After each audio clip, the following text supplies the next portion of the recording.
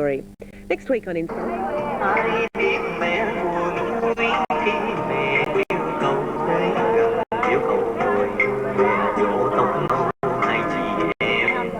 Chok is just a small border town on the Mekong. Since socialist Vietnam has opened up, and with Doi Moi, the reform path and the economy, traces of stingy communism have vanished, at least in the Mekong Delta, clearly Vietnam's richest area.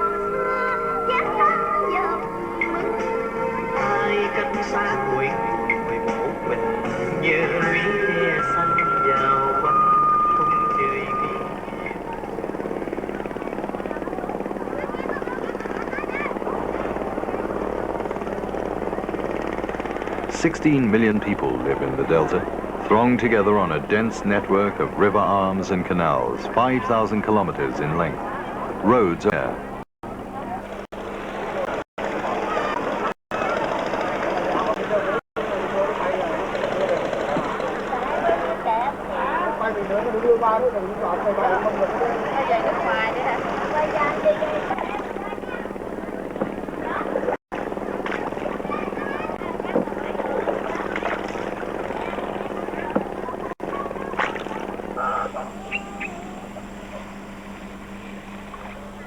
Many canals are so small that they're hardly visible. Others are regular highways. What looks like ancient cultivated land was, not long ago, a swampy, moist hell of fevers. Wild and nearly uninhabited, the Delta belonged to Cambodia for 1,000 years.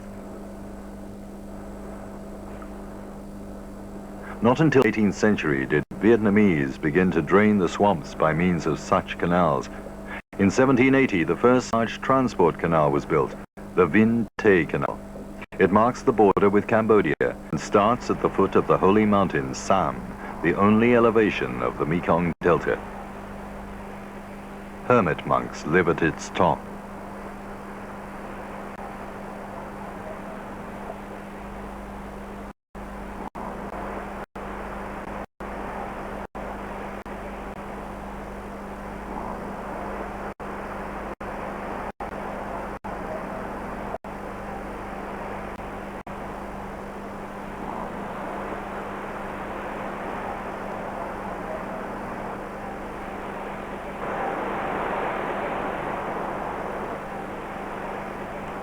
Only 180 kilometers to the sea, into which the Mekong empties with 8 arms.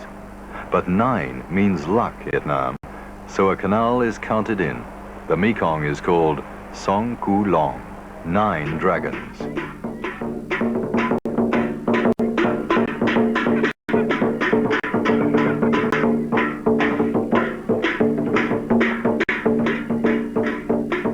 Here the water palms grow especially well. Ben Tre Island, surrounded by 2 Mekong arms, was a green hell for the Americans in the Vietnam War. Ben Tre was a center of resistance.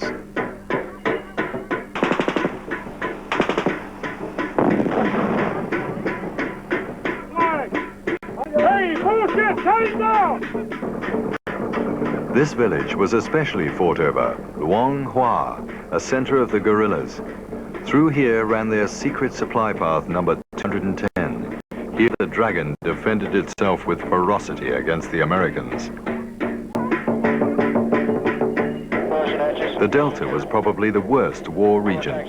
On the canals sailed the Mekong Assault Flotilla. With napalm bombs and poisonous herbicides, the Americans wanted to erase Ben Tre. Nearly all the men on this Mekong island were killed.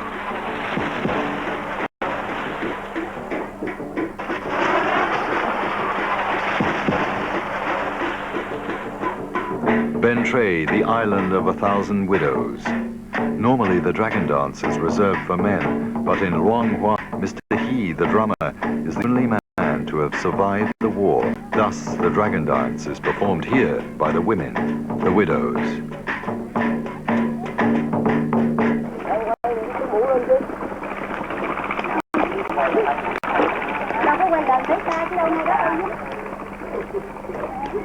One of them is Nguyen Thi Le. She lost her entire family in the war. Her sisters and her husband died during a bombing attack. and on the opposite riverbank, her son was killed. Do you see that monument, she asks? That is for the 3 soldiers who crept to the riverbank and sank the American ships. Over there was our secret headquarters, she tells us. In 1972, there was a great battle there. Many were killed. One of them was my son, says Mrs. Green.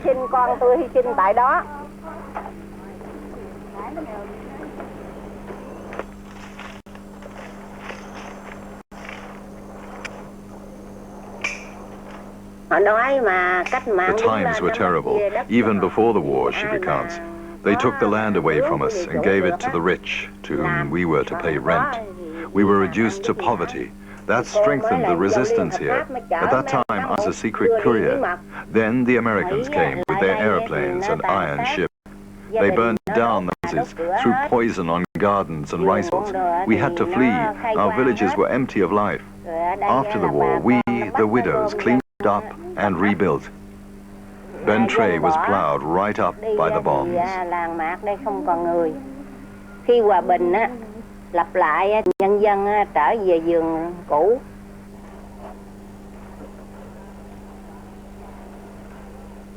Today, nothing more of that is visible. The sunk warships have been converted to scrap metal. The wounds of war have healed, at least on the outside.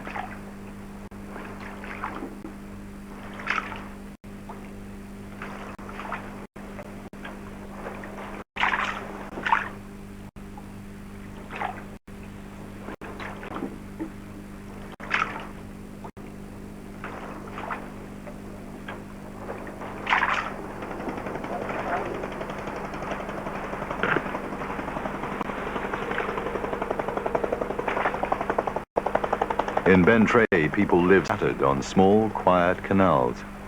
In many a house, the hate towards the Americans may still exist, but as almost all say here, as Widow Nguyen says, it is now time to bury the old enmity. The rich green foliage on the riverbank simulates fertility, but Ben Tre is a poor province. Rice does not grow well here. People raise fruit, coconuts, and sugarcane.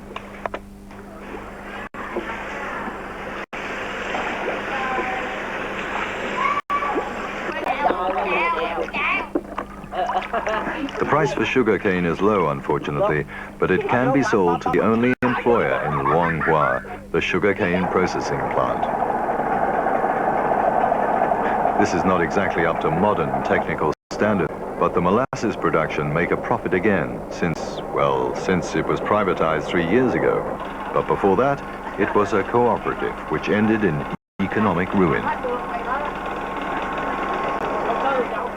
Yes, the business with the collective production seed did not work, says Widow Nguyen.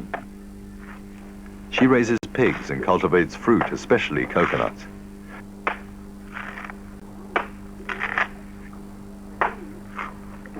She still does not think much of capitalism even today, but being able to sell her coconuts freely, yes, that is a thing. You know, hard-working people and lazy ones together, that simply does not work, says Widow Nguyen. And since the privatization and the reforms, the people are doing better. At least we have enough food and clothing since a market economy exists. Our cooperatives, yes, we disbanded them. The old system just did not function anymore, says Mrs. Nguyen. And adds, the last cooperative here is the Widow Dragon Dance Group.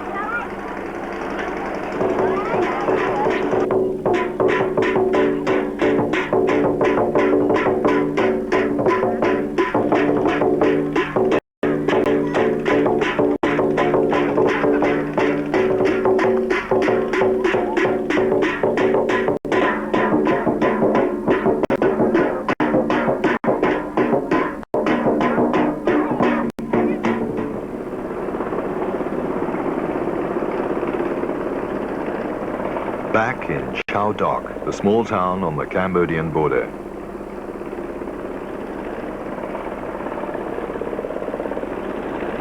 Tied up in endless rows, hundreds of houseboats lie on the Mekong. Newly built, large and spacious, their owners must be doing well.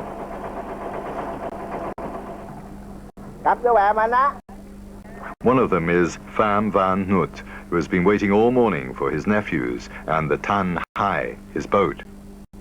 Mr. Nut is angry. The nephews anchored wrongly, and he had to pay a fine of 90,000 dong, about $10 US. Coming too late and causing fines. You're good for that, says the entrepreneur. His company has the same name as the Mekong here, Ku Long, 9 Dragons.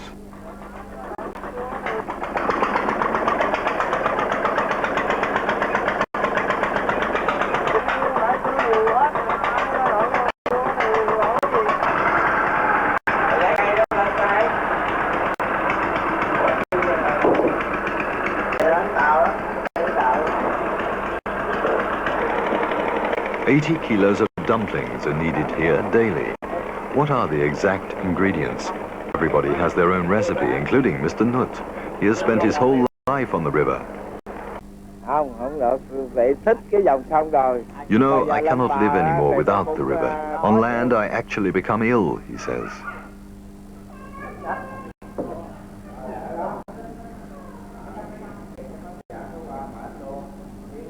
A spoke like this is something else again. Up top, airy and cool, and in the cellar lies the capital. He's worked hard for years and years. Now, at 62, he's content to watch. 100,000 of baboon fish live underneath Mr. Nut's living room in a strong 4-meter-deep wire cage which is fixed under the houseboat.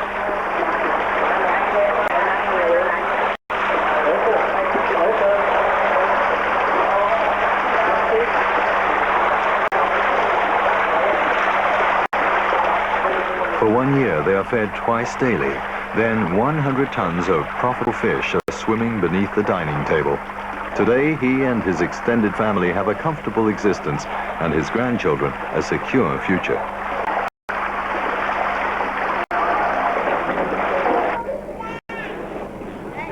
The next morning, Nut has work on rafts 7, 8, and 9. These are gigantic fish-raising stations, much like houseboats, but here people don't live anymore, they only earn money. Mr. Nut has not always had an easy life. Having grown up in Cambodia, he became caught up in the confusion of war. Yes, we were driven out of Cambodia in 1975. We fled the terror of the Khmer Rouge. Many Vietnamese were killed, including my brother, he says. Back in Vietnam, it was difficult. There was no rice land. I had nothing. Then I remembered Cambodia, where people raise fish in floating cages. I began with 2 small rafts. In the course of time, things got bigger and bigger.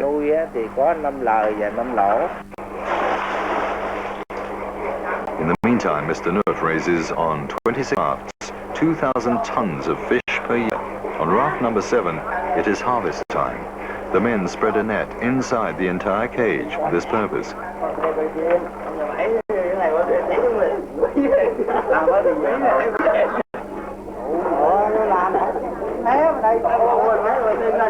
Because the fish live in such limited space, they are sensitive. Illnesses can spread rapidly. We're completely dependent upon Mekong water, says Pham Phan Nut.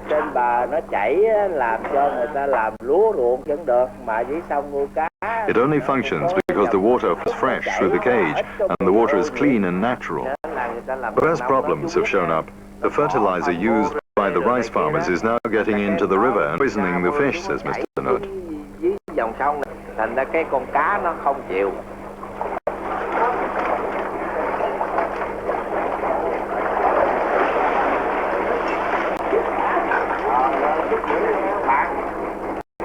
And yet, however, the harvest is good.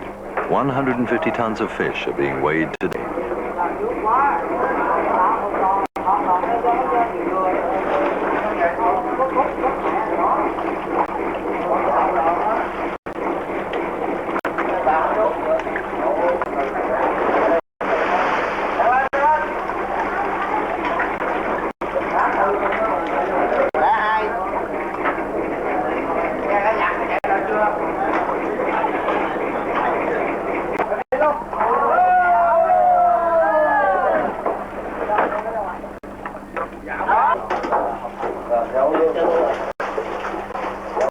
Already in the transport boat, the fish are sorted. They are for export. Mr. Nutt, who only had 2 years schooling, markets in 12 countries in the world.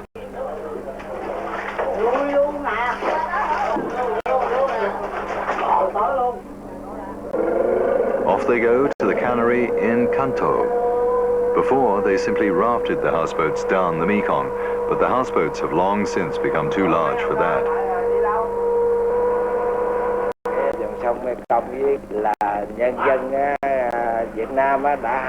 The Vietnamese love the river. It is fertile and brings us fish. It is peaceful and clean, says Mr. Nutt. But he's worried about the big plans further upriver on the Mekong. If they build dams there or poison the river with industrial waste, then fishing will be done for. But no matter what happens, surely no one would do that to the Mekong.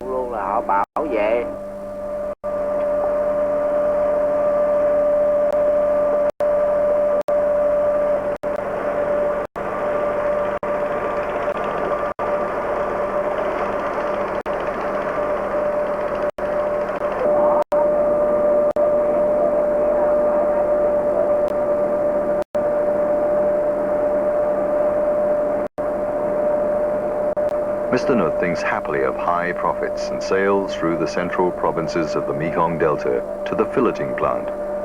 The colleagues on the riverbank work more modestly.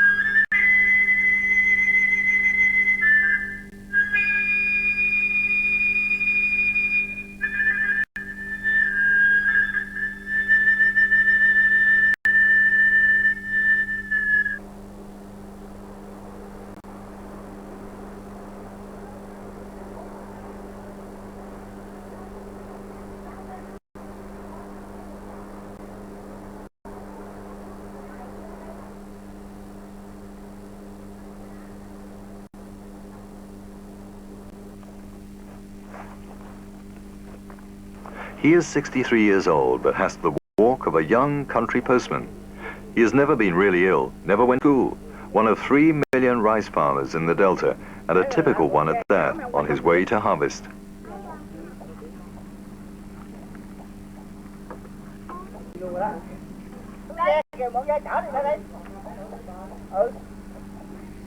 Xin phép giới thiệu tôi là Cao Văn Miên. I am Cao Van Mien from the village of Tan Hoa, a rice farmer. Like everyone here, I have 2 hectares of good rice land. I'm doing better than some of the others. Mind you, we are 14 mouths at home. What to eat? Here we think the rice comes first of all. That is what we live from. It's green. When it rains, it's beautiful. I've raised my children to respect rice as the source of life. Whoever wastes rice wounds heaven and earth.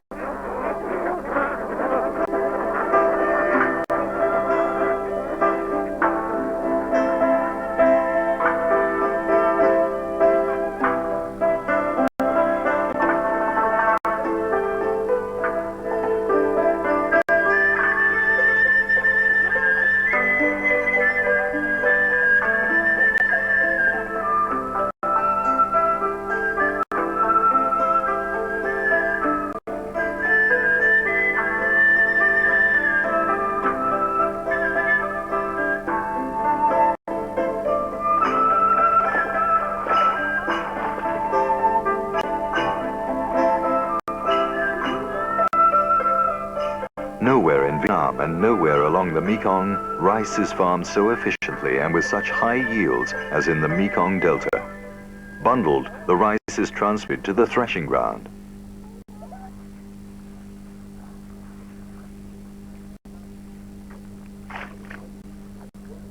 Dòng sông Mekong thì coi như là cung cấp nước cho nông chúng tôi. Our good harvests each year we owe to the Mekong. The most important thing with rice is water, and that we have right in front of our doorstep. It rises and falls. That is the rhythm in the delta. Then the new politics. Doi Moi has changed everything here. Now finally we can do as we like. We are free to farm our rice fields as we think fit.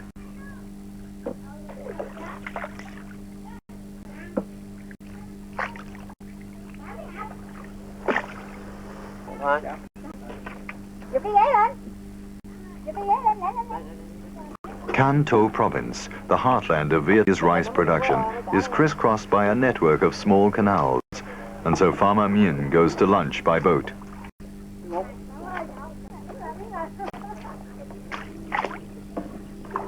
They build directly on the water here.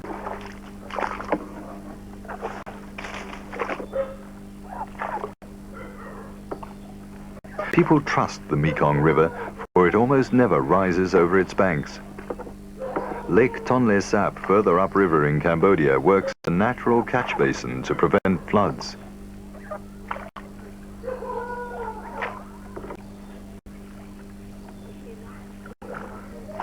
The people live in loosely strung out settlements. Compact, defined villages, as in the rest of Vietnam, are unknown here. People live more individually here, and so they have made their businesses too. Little wonder that farmers such as Mien resisted the compulsory cooperatives for so long.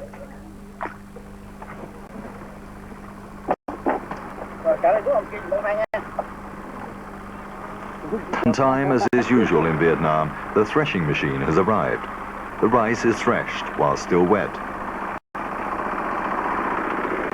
Mien tells how land was collectivized and parceled out anew to all kinds of people, city folks, who didn't do anything with it. In the cooperatives, members in offices gave the commands. Farmer, do this, they said. Farmer, do that.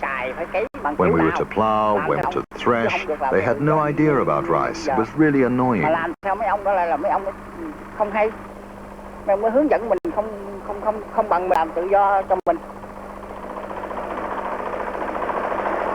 And today, Mien skeptically, but he knows that he has a record harvest again.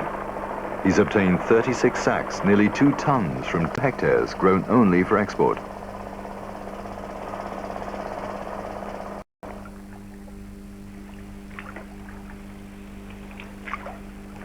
After completing the harvest, the farmers flood their fields.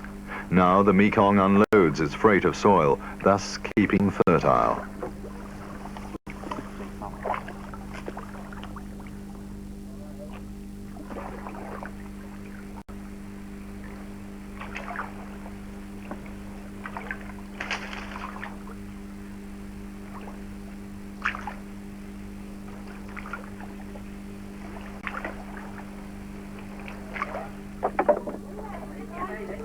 The next morning, a rice merchant picks up Mien's sacks. He's a retailer, the first of a whole squadron who will bring Mien's rice out into the world. In the Delta, almost all land is irrigable. 2, often 3 times per year, the farmers harvest and achieve high yields. Thus, the rice boats are always busy.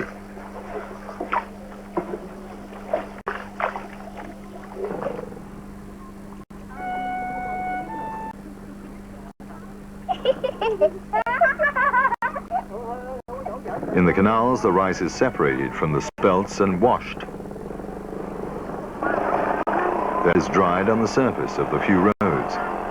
In the Mekong Delta, where every square meter is cultivated, there's hardly any other possibility. Each one rakes just a small heap, but with 3 million farmers, this soon adds up considerably. Today, the Delta is the rice bowl of Vietnam. With less than 10% of the total land area, it produces 60% of Vietnam's rice.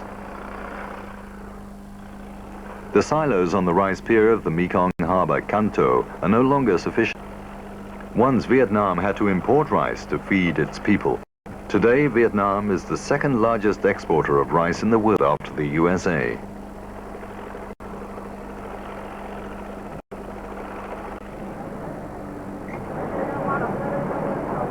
The Bak Dang transports 2,000 tons to Malaysia. On board is Farmer Mien's rice. Soon even larger ships are to be anchoring here.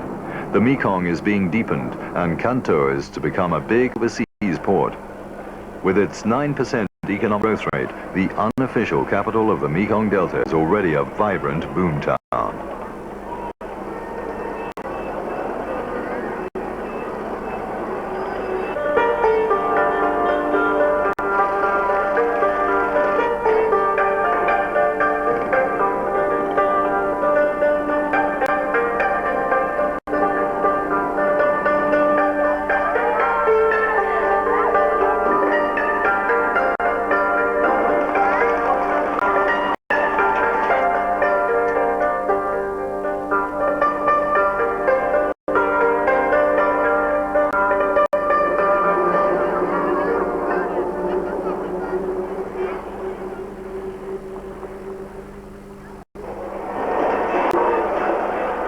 The population tries to adapt to the new requirements.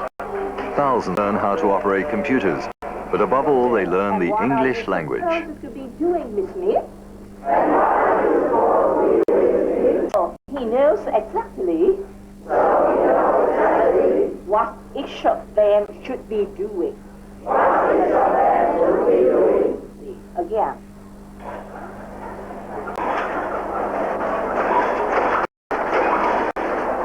The workforce in Kanto are considered well-educated and highly motivated.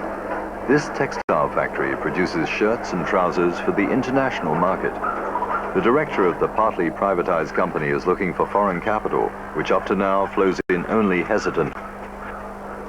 Giá nhân công thì nó cũng tương đối là nó rẻ hơn ở những khu vực miền Đông như thành phố Hồ Chí We Minh. enjoy cheap labor in comparison with other cities like Ho Chi Minh City. I think that Kanto sooner or later will become a business center for the western provinces in the Mekong Delta.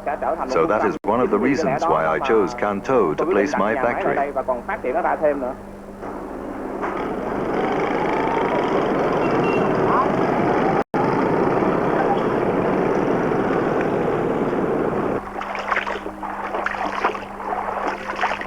Ông nói gì con không biết chứ.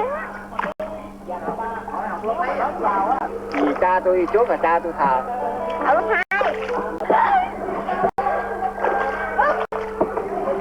Cả phân ra nhiều ấp. How are things in school? Farmer Mien has time to chat with his granddaughter these days, for he must frequently use boat, as he's moved away from his hamlet on the rice field and now lives beside the road.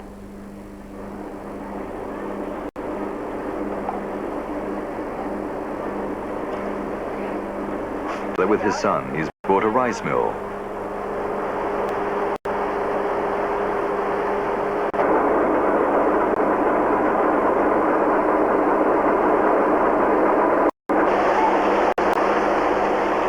In a rice mill, rice is not ground but shelled and polished.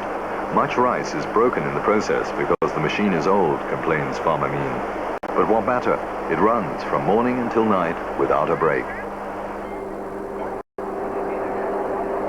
And business is booming, and so it is not shut off, even at meal times. Then one simply has to talk a bit louder. Out there on the rice field, it was certainly much quieter, but one has to express oneself to a new age, says Farmer Mien.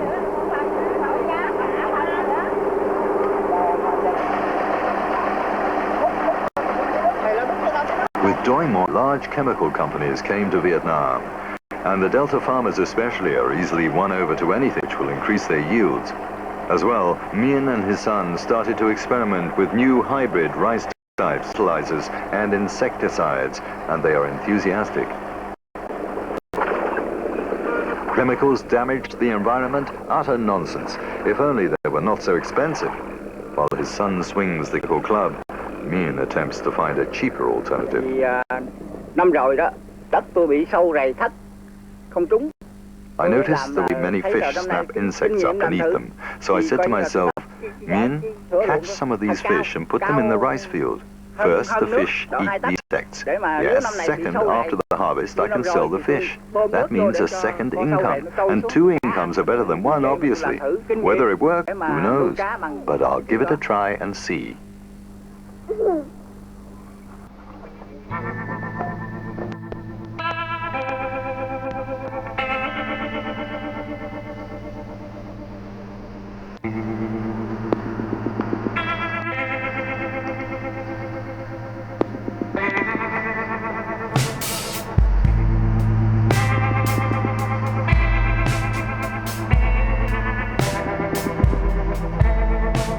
crew of the Tong Tin at work.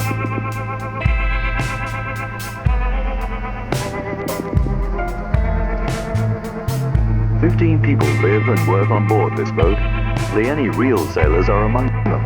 Most earn their bread with art. They cook, eat and sleep below deck. It is cramped on board, but they're not under all year long, only when they're on tour with the Tong Tin back and forth along the Mekong Delta."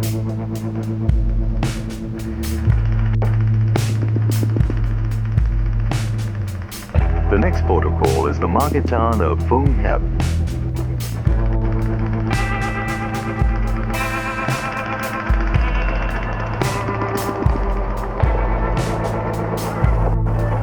Every morning, farmers from the surrounding villages come here to sell their vegetables. Street traders offer breakfast.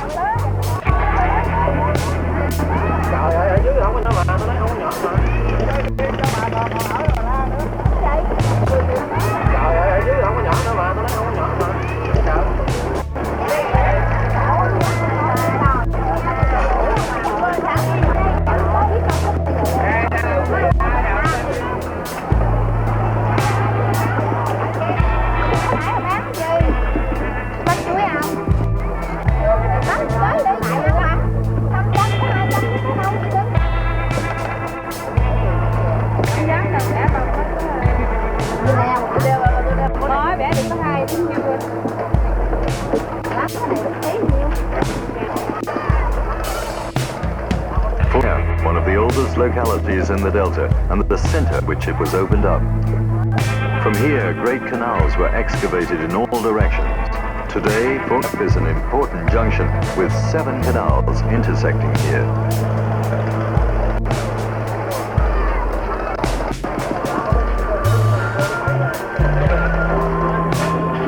Meanwhile, the Tong Tin has anchored too. Pop music crashes from an old stereo. The dance, newly learned, is performed to this.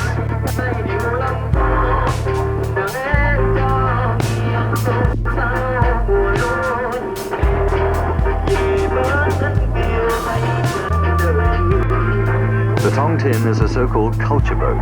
The artists are paid by the state, and the performance costs the audience nothing. The repertoire ranges from popular music to educational theater. Today, it is about fighting pests in the rice fields.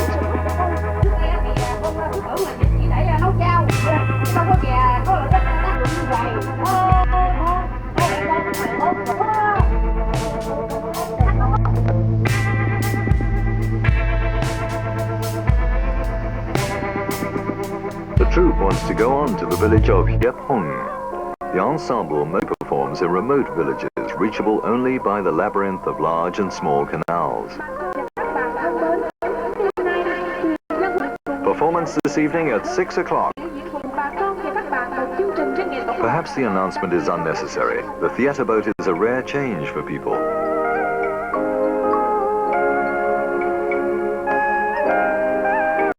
Floating theatres have a tradition in the Mekong Delta. For a long time, the ensembles of the so-called Passak Theatre travelled over the canals performing artful plays with some influence from the Beijing Opera. With the Indochina Wars, this tradition, originally from Cambodia, died out. This group continues the tradition on party instructions.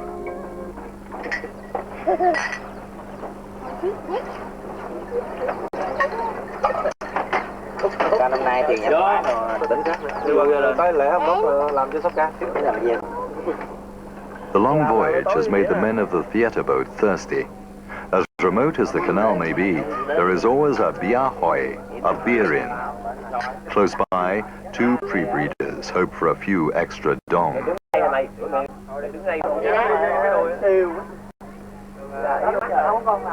Thả luôn đi, cậu ở đây cho gà đá.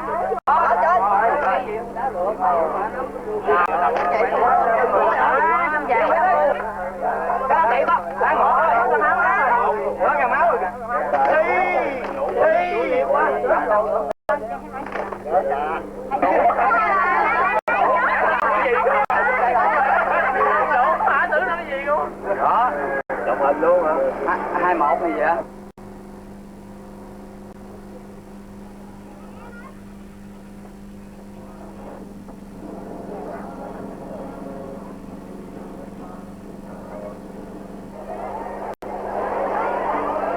More and more spectators are streaming in from the surrounding villages. On a good evening, up to 3,000 people watch the performance. Nhân nó đi rồi, thằng Hải cũng không bao giờ. Em không cả hoàn cảnh khó khăn này của anh. The piece tells the story of a widowed resistance fighter. Speculators want to take away her house. Con lo sợ cho uy tín của ba.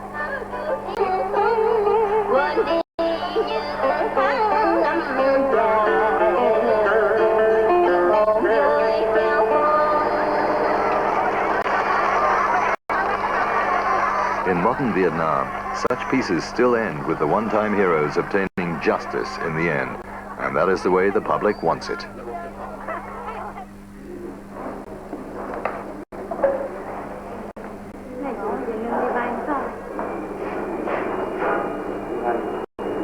Mrs. Tan has a bank account. She hands over papers for a credit, which is partly financed by the European Union. The director wishes to speak to her as the amount is quite large, but he doesn't see any problem. Mrs. Tan has paid back the last large credit before term. She gets the money for the new motor.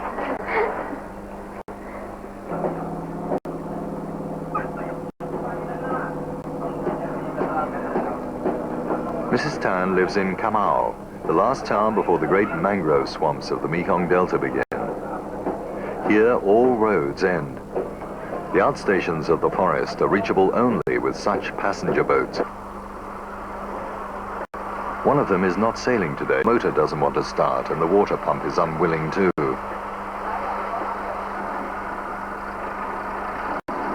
The old motor was by no means broken down, but with a measly 200 horsepower, it was just too slow for Mrs. Tan. This process will make her boat 10 minutes faster on its 5-hour route. For the Vietnamese, time is money.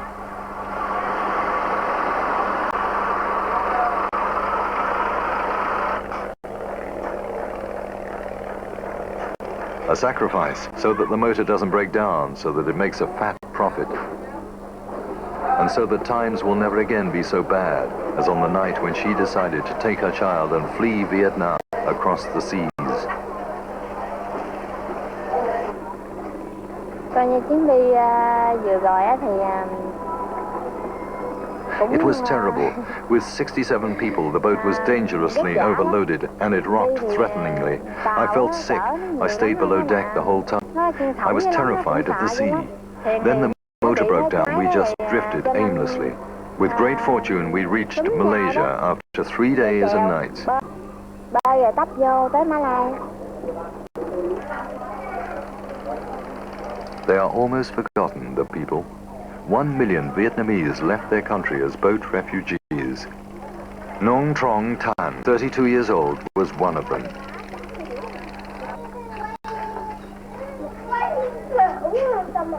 Mrs. Tan lives in a modest quarter of Cà Mau. 40 square meters have to do for her, her son, and her 3 sisters.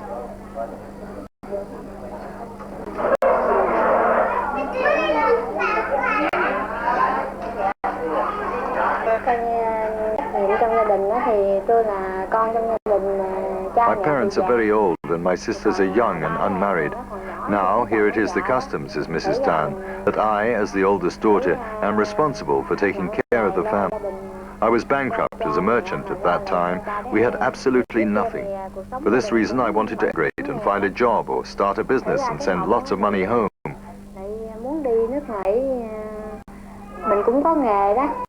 Muốn làm cho có tiền gửi về cha mẹ được thoải mái. This is my cousin in Australia. I wanted to go to her.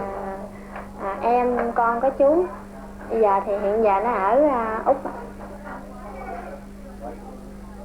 At a time when Vietnam's socialism had hit rock bottom, such dreams drove people across the ocean.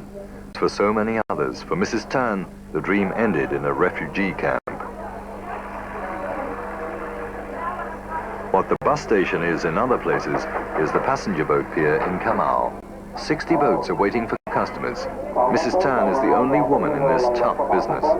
But the owners not only competitors, but also colleagues and friends. Nobody cares that Mrs. Tan once tried to flee her native country.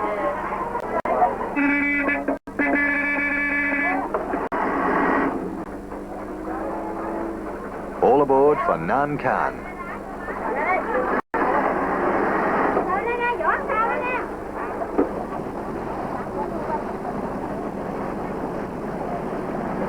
It is a 5-hour journey into the mangrove swamps in the far southwest of the delta.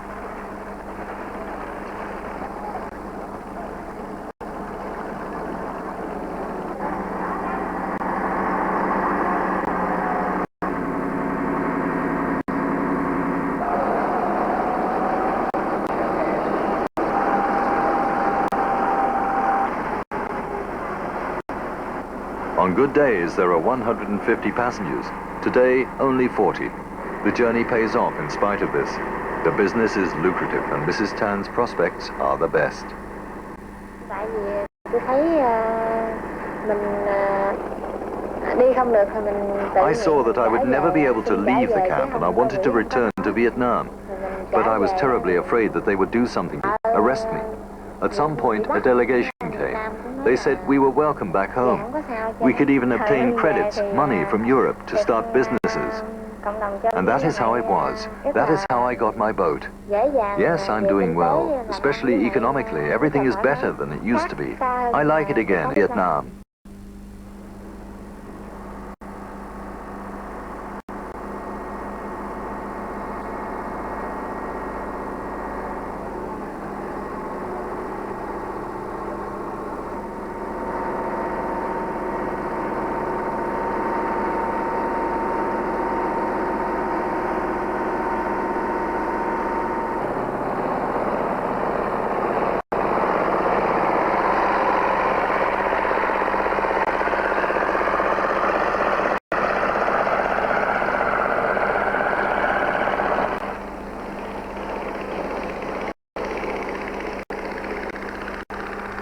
In a short time, the landscape has changed completely.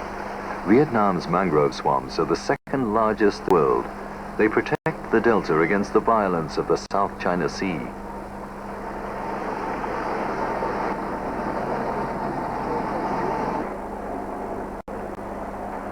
During the war, the forest served the resistance as a hideout. The delta was already feared by the American soldiers. The swamps were a nightmare.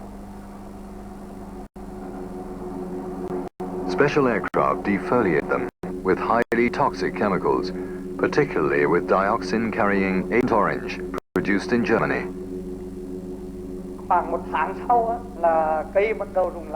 After a month, the leaves fell. After 3 years, the trees. 70% of the forests were destroyed.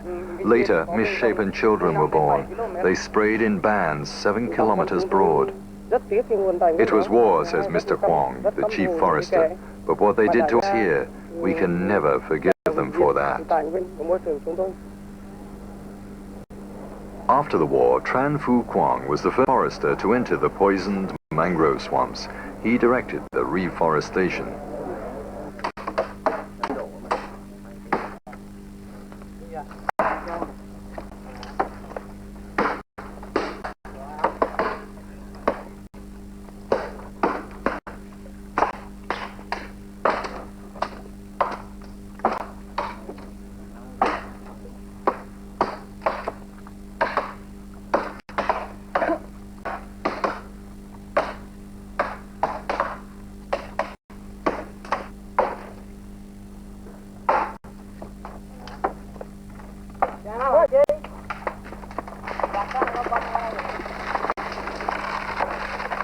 Today, the forests are threatened again, but this time by ourselves, says Forester Quang.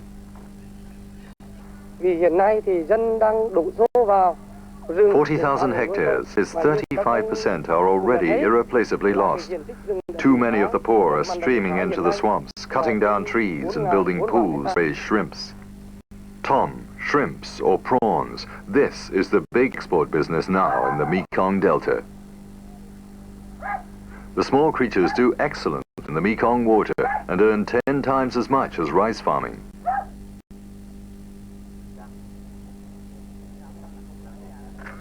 Whoever doesn't find work in the cities or has no space for rice farming tries luck with raising prawns. Most of the prawn farms here are illegal, but the government is powerless against the trade with the pink gold, and many a functionary has a secret share in the business.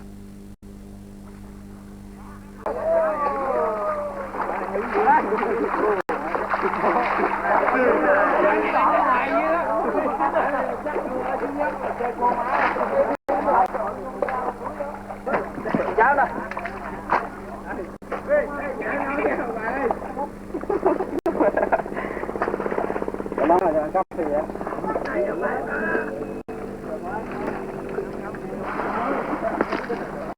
As well, large companies, state, private, especially from Taiwan and Japan, are building prawn farms with fences and watchtowers.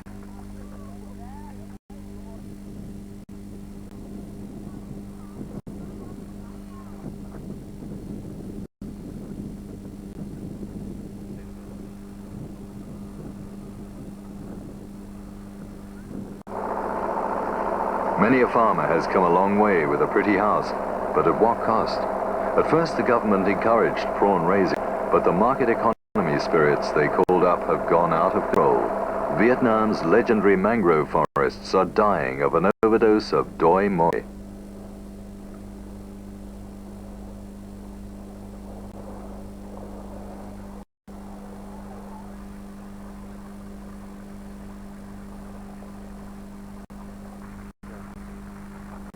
The loggers have penetrated far. From here it is only a kilometer to the sea. For thousands of years the delta has grown through the addition of the Mekong sediments. No more. Now the delta is shrinking. The felling of the protective mangrove belt has left Vietnam's rice bowl exposed to the attacks of the sea. Destruction, decline and sadness during the last kilometer to the sea.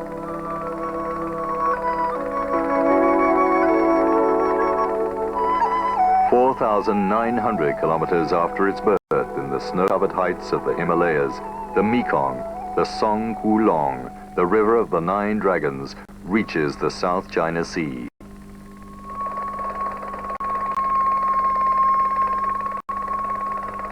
The smallest dragon head is the Kua Lon, which flows out in many arms at the extreme south of the delta. The journey of the fifth longest river in the world ends unspectacularly. Only mud, mosquitoes and mangroves say farewell to a river which has seen only war for so long.